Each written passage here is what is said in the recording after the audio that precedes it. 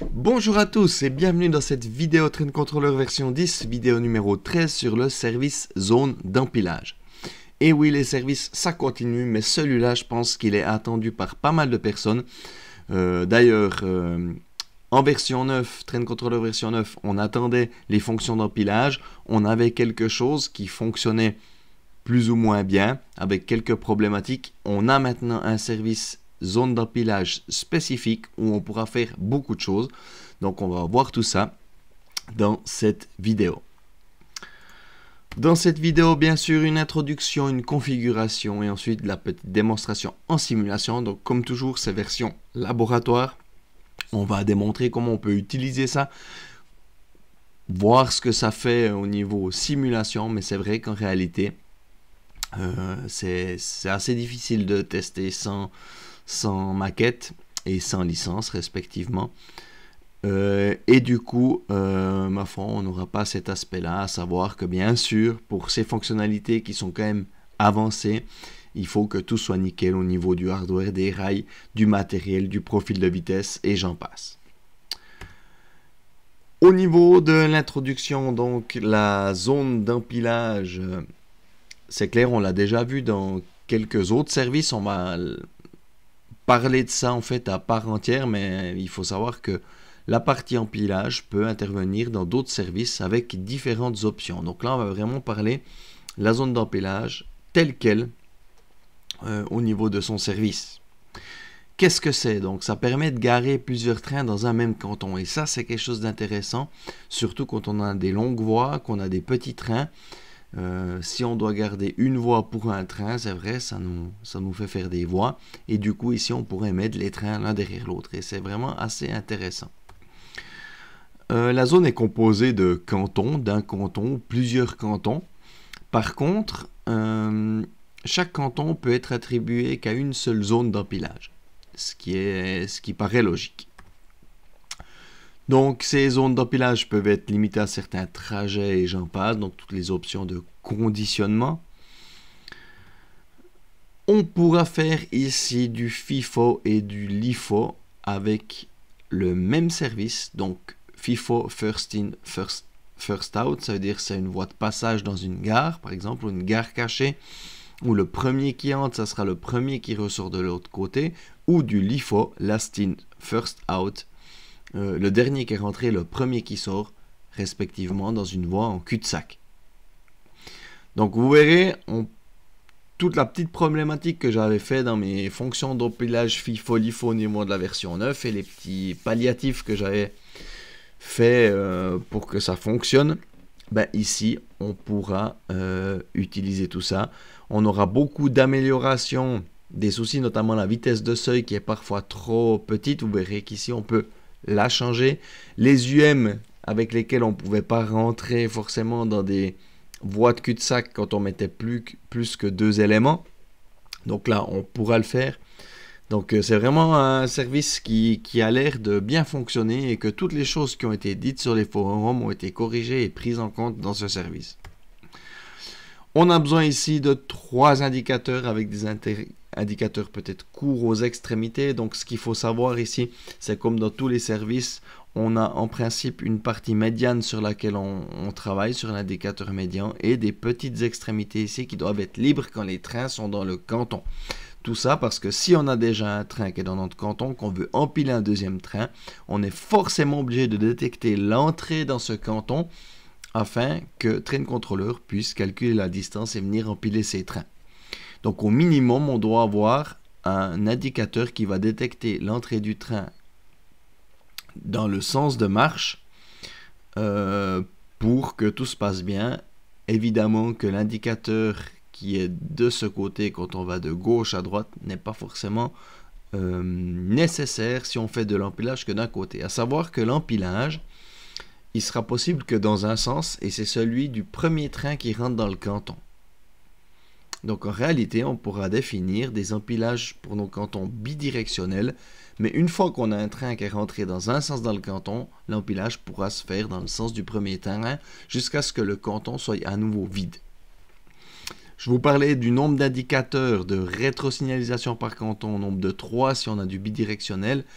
Comme je l'ai dit dans la vidéo précédente sur les manœuvres, les zones de manœuvre, on pourrait très bien jouer ici, si on a une gare comme ceci, de venir ici, si on agrandit le canton 21, venir mettre un signaleur, donc un signaleur dans chaque canton à la place d'un indicateur, ce qui fait qu'on va gagner en fait des rétrosignalisations et d'utiliser au niveau de ce signaleur un déclencheur qui est une seule rétrosignalisation, un seul indicateur dans ce canton qui reste toujours libre. Donc on aurait ici un premier indicateur où notre train va s'arrêter avec marqueur d'arrêt et marqueur de ralentissement, et ensuite juste un mini indicateur qui sert juste à détecter le passage d'un train pour venir ici dedans.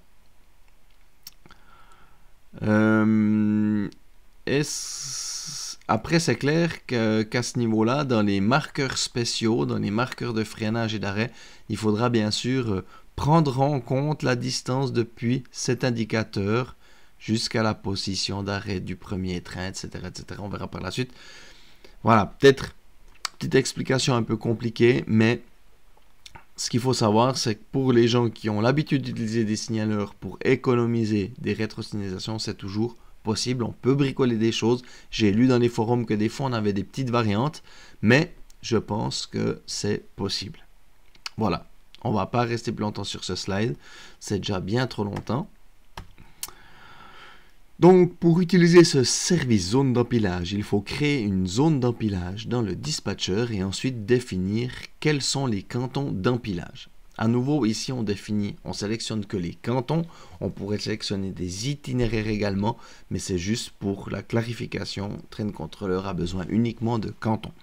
Cantons d'empilage comme les zones de manœuvre, ça devient jaune pour dire que c'est dans un sens ou dans l'autre. Donc ici, 2 fois jaune égale bidirectionnel. Et c'est quand on va jouer avec les marqueurs spéciaux d'empilage que ces petits signaux ici viendront jaunes au niveau du dispatcher.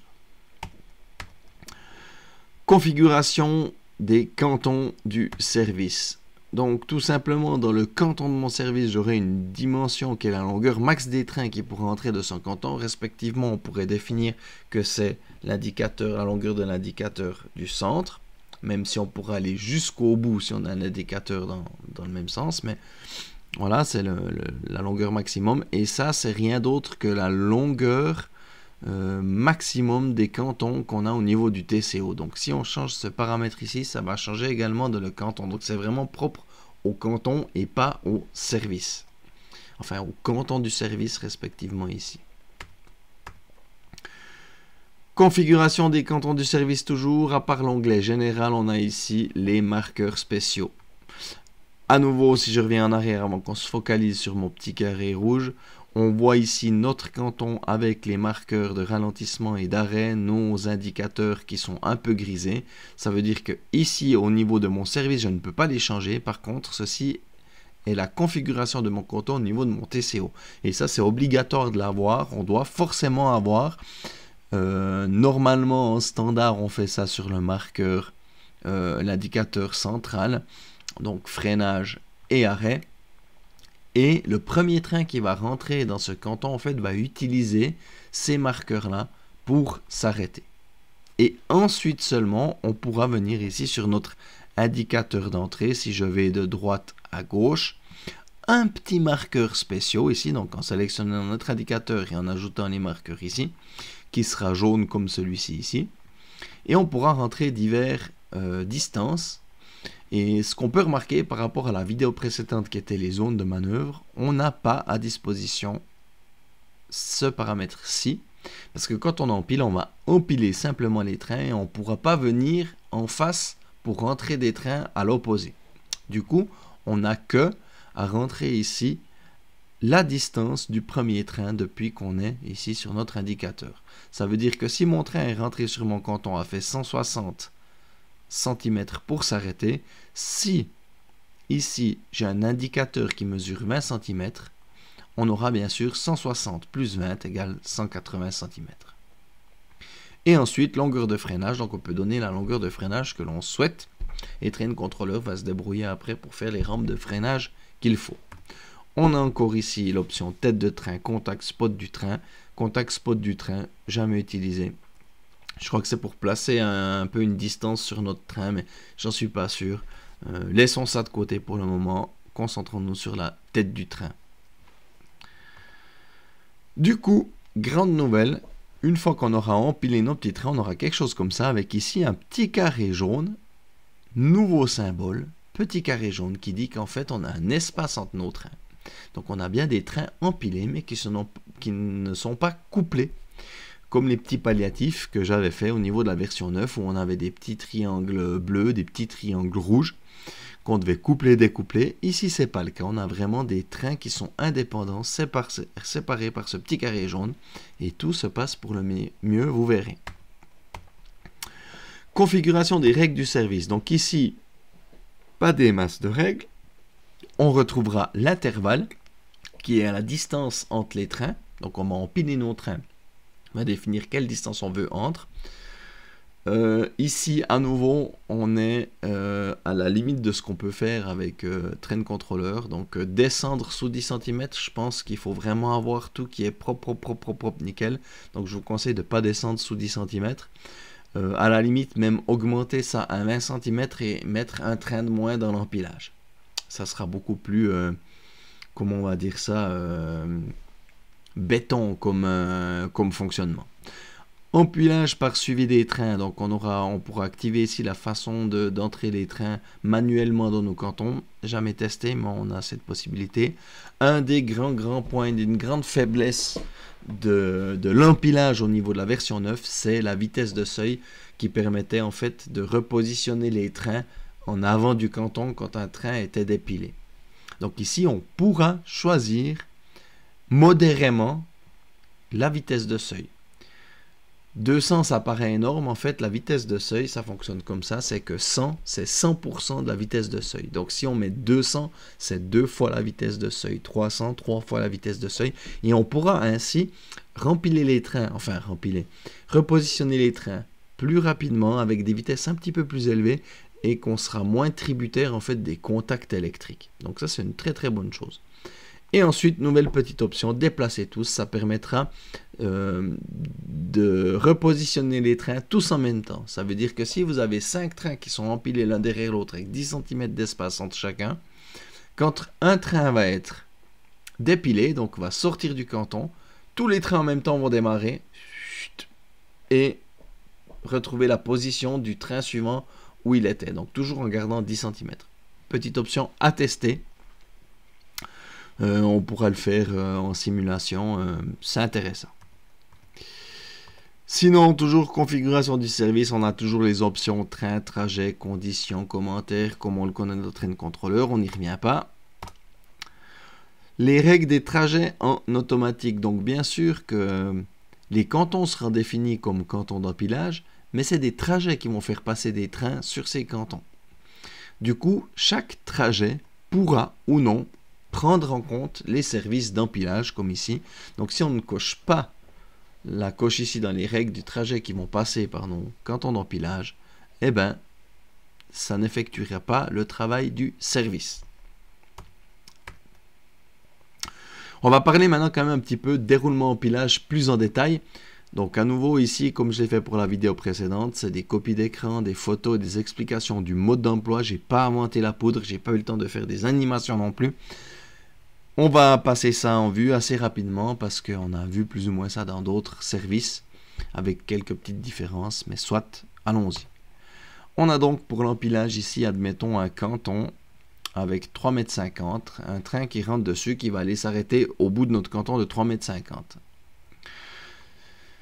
Ce qui fait que ici, on va prendre l'exemple où on a un canton avec 2 coupures et 3 rétrosignalisations, 3 indicateurs, 2 petits et 1 plus grand. Donc 2 petits de 20 cm, admettons, qui permettra de détecter l'entrée des trains dans ce sens quand on empile de gauche à droite, et celui-là quand on empile de droite à gauche. Du coup, ici, on a décidé d'arrêter notre train au bout du canton à 3,50 m. Notre train fait 1,20 m. Jusqu'ici, Ça veut dire que si 3,50 m moins 1,20 m, il reste 2,30 m, on sait que le prochain train doit venir 10 cm derrière, donc on aura ici encore un espace de 220 cm de 2,20 m. Du coup, notre deuxième train arrive sur notre canton, détecte la première petite rétrosignalisation, ça informe train contrôleur que notre train arrive, ça active le marqueur spécial avec la distance qu'on lui a donnée du premier train, et tout seul, lui, il va rouler tout ce qu'il doit, ensuite faire la rampe de décélération qu'on lui a définie pour venir s'arrêter ici 10 cm derrière notre train. C'est un train d'1 mètre. Du coup, on reprend 10 cm derrière. On avait 2,20 m, moins 1 mètre, 1,20 m, moins 10 cm, 1,10 m. Donc, il nous reste encore un espace d'1,10 m à disposition. Et un troisième train arrive, 10 cm derrière, de tant de centimètres. Et voilà, et voilà, et voilà. Donc, je pense que le cheminement de l'empilage est assez clair pour vous avec ce petit schéma. Si on parle d'épilage, on aura la même chose, on aura un autre train dans notre canton, le premier train qui part. Une fois qu'il est arrivé dans le canton suivant, le deuxième train qui était ici démarre et va reprendre la position du premier. On avait dit que le premier faisait 1,20 m plus les 10 cm, donc il va avancer d'1,30 m. Et celui-ci va avancer de la longueur du train plus 10 cm, etc., etc., pour ensuite retrouver la position du premier train. Donc voilà un dépilement par la droite, mais on pourrait très bien aussi, sur un canton qui soit cul-de-sac ou de passage, dépiler par l'arrière, sans problème. Et dans ce cas, il n'y a aucun mouvement de train dans le canton. Le premier train qui était en avant reste à sa place, et c'est simplement le train de derrière qui dépile et qui va ici, en l'occurrence, libérer sa longueur 1,10 m plus 10 cm, 1,20 m, donc on aura 2,40 m. Voilà pour l'explication sur le déroulement de l'empilage et du dépilage. Ici, pour les petites démonstrations, donc je vais faire exactement ce qui a été décrit dans les déroulements. Je vais simplement ici faire une zone de manœuvre qui n'est pas totalement fausse, c'est une zone d'empilage, mais c'est le même principe et les mêmes symboles. Je vais faire un trajet qui va en faire de l'empilage depuis ma gare sud jusque dans cette voie et du dépilage depuis cette voie jusqu'à ma gare sud. Et on va voir comme tout ça réagit. Au niveau des démonstrations, pour essayer de ne pas trop rallonger la vidéo, on va pas faire de démonstration avec autre train ou en manuel. On va directement partir avec de l'empilage FIFO-LIFO, avec des trajets sur une voie de direction respectivement, une voie de passage. Alors, c'est parti mon kiki. On prend notre train contrôleur avec le petit TCO ici que j'ai utilisé durant les vidéos des services. J'ai prévu déjà quelques boutons pour démarrer des trajets manuellement, comme ça on pourra un peu tester ça depuis le TCO ici. Et on va tout de suite ici créer un service. Donc on va ici dans service. On va peut-être faire un petit zoom maintenant pour que ça soit plus grand. Et dans service ici, on va créer une zone d'empilage. Je double-clique directement sur cette zone d'empilage que je vais appeler zone d'empilage. Voilà. Cette zone d'empilage, on va lui affecter un canton. À l'aide de cette petite touche ici, je vais sélectionner mon canton ici, gare cachée, voie 3, je double-clique dessus. Je vais dans Général. Et dans Général ici, on voit que notre canton a une longueur maximum de 160 cm. Donc ces 160 cm sont pratiquement de l'information pour le service, pour les trajets également, jusqu'à ce qu'on mette l'option en fait de la gestion des longueurs de rame. Vous le verrez, on va le faire ici directement sans faire maintes et maintes essais. Marqueurs spéciaux. On a donc ici notre canton avec un arrêt à 160, donc c'est les mêmes arrêts que j'ai utilisés pour la vidéo précédente. On va ici sélectionner cet indicateur, on va lui mettre un marqueur spéciaux et on va lui mettre 180 cm, donc c'est le chemin de freinage et d'arrêt du premier train, plus les 20 cm de ma rétrosignalisation, donc 180 cm tête de train, et on va lui dire tu freines sur 50 cm. Voilà, donc ici, sélection des cantons de mon service, c'est déjà tout bon. Je double-clique dessus, il y a quelques règles comme on l'a vu. On va lui dire je veux un intervalle entre les trains de 10 cm, empilage manuel, on s'en fiche. Et ici on va doubler la vitesse de seuil pour le repositionnement à l'intérieur du canton. Et cette petite option, on verra si on a le temps, on fera un petit essai avec. Pour le reste, je ne touche rien, je laisse les paramètres par défaut.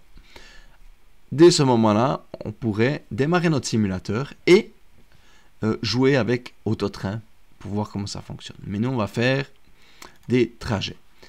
Donc, je vais refaire ici, au niveau de l'édition, un trajet. Ça prend un petit peu de temps. Ouais, mais il est là en fait, voilà. Je double-clique dessus et je vais l'appeler trajet empilage. Allons-y, au niveau de ces règles. Je vais enlever ici qu'on doit être uniquement dans le canton de départ, parce que ça ne m'intéresse pas. Et la seule chose que je vais faire, c'est au niveau de la longueur des trains ici. Ça, j'aime bien la longueur des trains. C'est de lui dire que le train doit pouvoir être contenu dans le canton d'arrivée. Voilà. Comme ça, on ne pourra pas empiler des choses qui pourront dépasser de notre canton. Et après, je ne sais pas comment Train Controller va gérer en fait la distance de freinage, de décélération, mais soit c'est son petit travail à lui. Du coup, ici à l'aide de cette touche, je vais sélectionner mes cantons pour aller ici jusqu'à ma voie d'empilage. Ces deux voies seront des voies de départ et cette voie sera une voie d'arrivée. Voilà, je vais créer un deuxième trajet où je vais directement ici lui dire c'est trajet d'épilage. Allons-y. Je vais également enlever la règle ici. Non, je vais laisser sélectionner uniquement le train dans le canton de départ. Et à l'aide de cette touche, on va ici sélectionner ces cantons qui seront des cantons d'arrivée ici au niveau de ma gare sud et un canton de départ ici au niveau de ma gare cachée. Ce qu'on peut faire, on verra si on a le temps, c'est de copier ce trajet empilage ici, que je ne vais pas appeler empilage, mais que je vais appeler normal. Normal dans le sens où dans mes services ici, je vais décocher l'option zone d'empilage. Du coup, normalement, si on démarre ce trajet, qui est le même que l'autre, en fin de compte, eh ben, on ne devrait pas pouvoir empiler si un train est déjà dedans. Soit. Très bien. Du coup, ici, on va venir affilier mes petites fonctions. Donc, j'ai un bouton d'empilage. Ce bouton d'empilage, au niveau des conditions, il va démarrer le trajet empilage, tout simplement. Le trajet d'épilage à gauche, il va démarrer le trajet d'épilage. Est-ce que j'ai bien mis empilage dans ce bouton? Oui, c'est bien ça. D'épilage par la droite, hein, comme on a dit qu'on faisait du FIFO-LIFO, donc ça sera notre trajet d'empilage, mais à l'envers. Et le trajet normal, qui est simplement le trajet normal pour peut-être faire un petit essai. C'est déjà terminé. Je me mets en mode de travail. Je démarre. Ici, j'ai mes petites fenêtres de train. Donc, à savoir que ici, j'ai quelques rames, j'ai une UM, j'ai quelques rames avec des wagons. C'est simplement pour pouvoir jouer. Tous les éléments ont des longueurs et à un moment donné où ça ne pourra pas rentrer dans les 160 mm, 160 cm, on verra bien comment ça se passe. Très bien. Donc je vais déjà démarrer un premier train pour l'empilage. Mon train démarre, il faut bien regarder un petit peu les aiguilles, qu'est-ce qui se passe ici. Donc j'ai bien mon premier train qui démarre, qui va rejoindre ce canton ici, on voit qu'on n'a pas de marqueurs spéciaux ou spécial et que c'est bien les indicateurs, les marqueurs de ralentissement et d'arrêt qui agissent sur le premier train qui entre. Je démarre ici mon deuxième train. On voit qu'on a le marqueur spécial qui fait effet et on voit aussi qu'on a notre petit carré jaune qui fait office de train empilé. Et vous verrez que ici c'est bien cet élément qui va agir sur le freinage de la locomotive et on a maintenant 2 trains empilés. On va du coup mettre ici notre petit UM ici et c'est là on va démarrer avec le trajet normal, voir qu'est-ce qui se passe. Donc la locomotive démarre, on le voit bien, mais ici elle a un feu rouge parce que comme le service empilage n'est pas compris dans son trajet, elle ne pourra pas aller plus loin tant que des trains sont ici dedans. Et si le canton sera libre, en fait, elle va simplement s'arrêter comme le premier train, si elle doit s'arrêter ou passer tout droit. Très bien, on arrête ceci, on replace notre UM ici, on la démarre avec la fonction d'empilage. Ma petite locomotive ici marchandise démarre, on vient visualiser ici notre élément, on a bien sûr notre indicateur qui est libre pour détecter l'entrée de notre train, qui a alors ici on tombe sur le cas qu'on ne peut pas rentrer parce que probablement que la longueur est déjà trop élevée. On est peut-être limite en longueur, on va contrôler ça. Où j'ai pressé le mauvais bouton. Du coup on a ici ce train. Qu'est-ce que j'ai mis en longueur? 20 cm. 30 cm, ça fait 50, 80, 110. Et nos 2 locomotives, 110 plus 20, plus 40, ça fait 150, ça pourrait rentrer. Mais avec les 10 cm entre les trains, ça ne peut pas rentrer, donc c'est normal. Du coup, on va sortir un train pour la suite de l'exemple. Fermer. Boum, je redémarre mon élément. Donc on va peut-être ici, on va enlever les wagons de cette locomotive pour mettre un peu plus de train au niveau de l'empilage. Ça sera plus visible. Donc je vais dépiler par la gauche. Boum. Donc mon train ici démarre.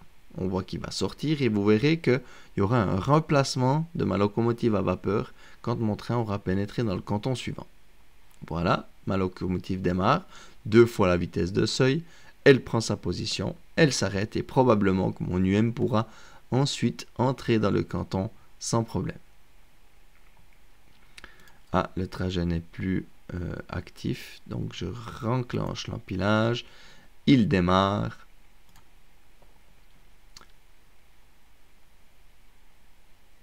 Et il vient bien ici dedans. Ici, je vais verrouiller la sortie de mon canton. Et je retrouve bien ma locomotive avec mon UM empilé.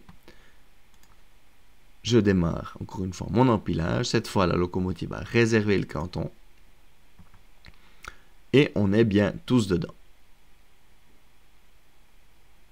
Donc, on a vu également ici le cas où le canton est trop petit pour accueillir le train qui va rentrer dedans.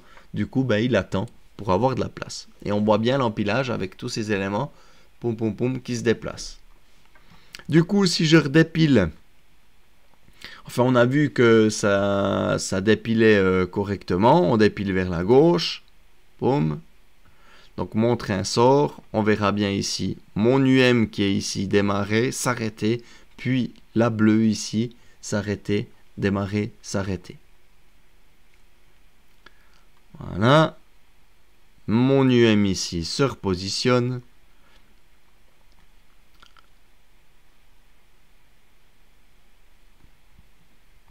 Elle s'arrête. C'est la bleue qui se positionne. Et elle va s'arrêter ici aussi. Du coup, je vais encore enlever ici un wagon qu'on va mettre tout seul. Voilà. Du coup, on a bien ici, on a vu les limitations de longueur quand on active ça dans le trajet où le train doit pouvoir contenir la locomotive. Si maintenant, ici, j'empile encore une fois, on va voir ici qu'on aura bien nos 3 locomotives, enfin notre UM et nos 2 locomotives qui seront empilées. Tip top, je peux dépiler cette fois vers la droite. Ok, boum, je dépile vers la droite. Simplement, ma locomotive ici, marchandise rouge, elle démarre vers la droite. Ok, pas de problème. Elle ressort, mais comme la direction d'empilage était de droite à gauche, aucun train ne va bouger au niveau de mon élément ici. Du coup, je remplis une locomotive et on va aller changer un petit paramètre dans notre service pour voir à quoi ça sert et voir l'effet. Parfait. Tip top. On passe en mode édition. Je reviens ici dans mon service d'empilage. Au niveau de la règle, on va cocher ici déplacer tous. Déplacer tous, comme on l'a dit, c'est que quand les trains se repositionnent, c'est tous en même temps. Est-ce que c'est vrai? On va essayer encore d'empiler cette locomotive, voir si on arrive à la mettre dedans avec la longueur. Enfin, on va peut-être même enlever le wagon, comme ça on aura peut-être une chance à ce qu'elle rentre. Tchouk, on empile. Et cette fois, on aura toutes nos locomotives sur un même canton, séparées avec nos petits carrés jaunes. Et on a vu ici que ça posait non plus pas de problème avec une UM, ou ben, si on empilait des UM en cul-de-sac, on pouvait avoir des problèmes. Et là, pas de problème pour le moment avec ce cas-là. Je dépile vers la gauche, poum, ma petite locomotive démarre et vous verrez que les 3 locomotives ici vont se repositionner en même temps et avancer de la distance qu'elles doivent chacune. Attention, voilà, toutes les locos se repositionnent en même temps, donc normalement en gardant les 10 cm entre chacune, et vont s'arrêter pour se repositionner. Tip top. Hop. Et on dépile. Et on dépile. Ah, donc on peut non plus, comme en V9, hein, pas donner plusieurs ordres en même temps sur le canton d'empilage. Hein, il faut finir les choses avant de pouvoir redonner un ordre. Ce qui semble et paraît logique. Donc même pendant le repositionnement, ça marche pas. Donc voilà, ça paraît assez logique. Très bien. Si on revient à la présentation, on a donc vu ici, je pense, le b.a.-ba de l'empilage FIFO-LIFO avec des trajets sur voie à 2 directions, respectivement une voie de passage, avec toutes les améliorations qui étaient compliquées au niveau de la version 9. Donc on voit que pour faire de l'empilage en V10 à l'aide du service, c'est quand même quelque chose qui est relativement simple. C'est d'avoir un indicateur de plus sur notre canton, de mettre un marqueur de spécial qui va donner la position du premier train qui s'est arrêté avec les marqueurs normaux de notre canton au niveau de notre TCO. Et ensuite, il y a 4 options. Et c'est tout. Et si on veut réguler, en fait, empêcher la longueur des trains, gérer la longueur des trains pour pas que des trains trop longs puissent entrer dans notre voie d'empilement, on doit aller dans notre trajet, cocher que le canton doit pouvoir accueillir la totalité du train. Sinon, c'est très simple. Donc c'est vrai que ça, c'est un service qui est vraiment valable et où je suis assez convaincu. On va voir maintenant l'empilage LIFO en cul-de-sac. Donc il n'y aura pas de surprise hein, parce qu'indirectement avec notre voie de passage, on a fait du LIFO vu qu'on a sorti un train à l'arrière. Mais on va quand même le voir pour que vous soyez également autant convaincu que moi, je l'espère. Du coup, on va se mettre en mode édition. Oui, on va ici venir dans notre dispatcher et on va rajouter le petit point d'accès au pont tournant, comme quand on... pardon. Content d'empilage, je double-clique. On a ici 1 mètre, donc 2 rétros, une ici, 1 mètre. On a 0 au niveau de notre canton, on va laisser ça comme ça, on va pas jouer avec les distances, la gestion des distances de train, des longueurs de train, on l'a vu sur l'autre canton. Du coup ici, poum, je vais mettre, j'ai une rétro de 20 cm, j'ai un arrêt ici à 1 mètre, ça veut dire que je vais mettre 120 cm et admettons 30 cm de freinage. Tout simplement, voilà, notre cul-de-sac est paramétré. Vous savez comment faire des trajets, mais on va quand même le faire. On va recréer un trajet ici. Trage, empilage, cul-de-sac. Je vais peut-être enlever ici le départ, blablabla, dans le canton de départ. On va laisser zone d'empilage, on touche rien d'autre. On va ici lui affecter cette voie de départ, cette voie d'arrivée. Ceci est un canton de départ, ceci est un canton d'arrivée. Et pour le dépilage, en fait, on fera ce trajet en sens inverse tout simplement. Du coup, on va venir ici programmer nos petits boutons. Empilage dans notre cul-de-sac. L'opération, ça sera empilage cul-de-sac en sens normal. Et le dépilage, empilage cul-de-sac, mais cette fois-ci à l'envers. Trajet retour. J'enregistre. Je me remets en mode de travail. J'arrête mes trajets. Je démarre mon simulateur. Et ici, je vais simplement démarrer mon trajet d'empilage qui démarre. Parfait. Et qui vient sur mon cul-de-sac.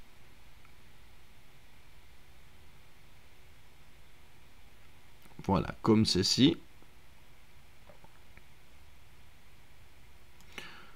Je mets une locomotive derrière parce que j'ai qu'un canton d'accès. Je fais l'empilage cul-de-sac. Boum, ça démarre. Et on verra que cette fois-ci... Ah, je ne voulais pas faire ça. Cette fois-ci, on a utilisé ici le marqueur spécial. Je me mets encore une locomotive ici. Empilage cul-de-sac. La même chose, on a le marqueur spécial qui va faire son effet, qui va calculer où on en est. Mes petits trains, mes petites locomotives sont avec des petits carrés jaunes entre elles, égale empilage avec une distance entre chacune. Mon UM n'a pas bougé, elle est toujours en UM. Et si je dépile, boum, ça dépile, ça part, ma locomotive démarre. Elle sort du canton, mais les autres locomotives, comme vous le voyez, elles ne bougent pas, puisque le sens d'empilage était de gauche à droite. Donc c'est parfait. Je dépile encore une fois pour être sûr. On visualise le canton d'empilage. Voilà, tout simplement. Et mon UM reste intact. Et si on veut encore être sûr, je dépile une fois et vous verrez que c'est bien mon UM qui démarre et qui sort de mon canton. Voilà. Donc, on est à 40 minutes. Beaucoup d'explications, mais j'ai voulu refaire ces explications, même si on les a vues dans d'autres services. C'est simplement avoir une vidéo empilage qui contient tout, qui est peut-être un peu plus complexe, parce qu'au fur et à mesure que je fais mes vidéos, il y a aussi différentes informations dans les services qui permettent des fois de comprendre des choses qui étaient pas assez expliquées ou il n'y avait pas assez de doc au niveau du service et qui permet de faire des liens et d'amener plein de nouvelles petites choses. Du coup, ici, est-ce qu'on a encore un slide, une petite conclusion? Donc, à savoir que l'empilage qui était utilisé en version 9 n'est plus supporté en version 10, je crois, donc même les paramètres ne devraient plus être accessibles au niveau de la version 10, donc on doit utiliser le service zone d'empilage en version 10, mais qui est relativement bien fait. FIFO et LIFO, donc le premier qui rentre, le premier qui sort, ou le dernier qui rentre, le premier qui sort. Donc ça fonctionne très bien, on l'a vu dans les démonstrations. Adaptation de la vitesse de repositionnement, ça c'est quelque chose qui paraît assez vendeur, parce que c'est vrai que c'était un problème en version 9. Et préférez peut-être un train de moins et plus d'intervalles que de diminuer l'intervalle de distance entre les trains et d'en mettre plus, parce que c'est vrai qu'on reste quand même sur un domaine où 5 cm c'est pas beaucoup pour train contrôleur, donc 10 cm c'est bien. Je vous conseille de rester à 10 cm et de tester tout ça. Voilà, donc ici tout est dit. Vous avez toutes les informations pour utiliser maintenant l'empilage. En version 9, je crois que j'ai fait 1, 2 ou 3 vidéos pour faire de l'empilage FIFO, LIFO et trouver des palliatifs qui ne fonctionnaient pas très bien. Ici c'est 40 minutes, mais vous avez toutes les infos du FIFO, LIFO sur une voie de passage ou du LIFO sur une voie en cul-de-sac. Voilà, j'espère que ça vous a plu, que vous allez pouvoir prendre du plaisir à utiliser ces fonctions. N'hésitez pas à me mettre un petit lien si vous faites une vidéo YouTube avec une gestion réelle sur une maquette avec ce service, ça m'intéresse beaucoup. J'ai plus qu'à vous donner rendez-vous dans une prochaine vidéo, dans un prochain service, c'est presque sûr. Allez, à toutes, bye bye.